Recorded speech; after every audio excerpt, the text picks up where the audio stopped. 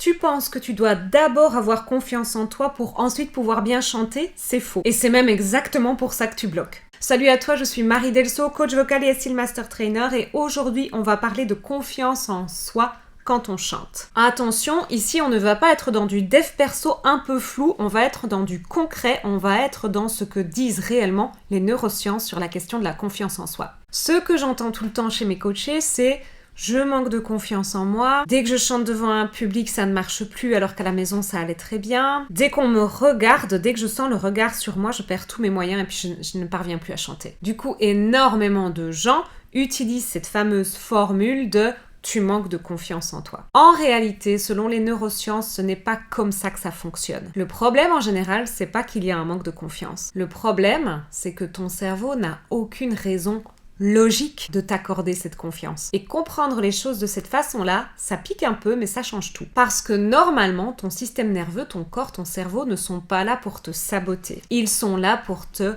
protéger. Dès que tu te retrouves dans une situation un petit peu exposée, chanter devant quelqu'un, passer un casting, être observé, être jugé, ton corps fait quelque chose de très logique, il passe en mode sécurité, survie. Et pour se sentir en sécurité, de quoi ton corps a besoin ?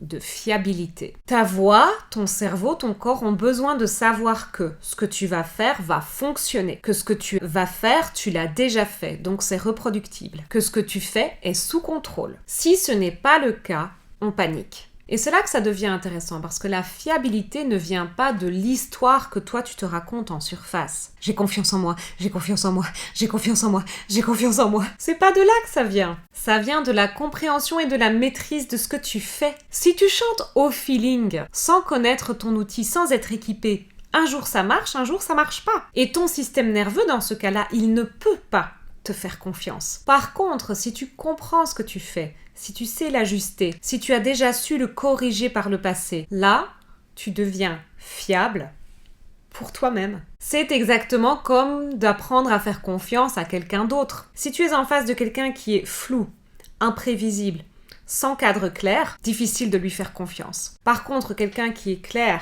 qui est cohérent, qui respecte ses engagements, qui est capable d'expliquer ce qu'il fait et pourquoi ça lui arrive. Même quand ça tangue, il peut expliquer ce qui lui arrive. Mais là, en face de quelqu'un comme ça, même si la personne vit des émotions ou des choses difficiles, le fait qu'elle puisse t'expliquer ce qui se passe, quels sont les enjeux pour elle, c'est sécurisant, ça te rassure. Du coup, si on transfère ça dans ta voix, plus tu es clair avec toi-même, plus tu sais ce que tu fais, plus tu as été déjà capable par le passé de le corriger, de l'ajuster, de le questionner et de le comprendre en profondeur, même dans les moments où c'est difficile, le fait de comprendre quels sont les enjeux pour toi, tu ne t'effondres pas. Parce que même s'il y a eu un problème, après coup, tu pourras toujours te dire « Ok, il s'est passé ça. Je sais ce qui s'est passé. Je sais quel était l'enjeu pour moi et maintenant je peux le corriger. » Ça change tout. Imaginons, tu t'apprêtes à monter sur scène.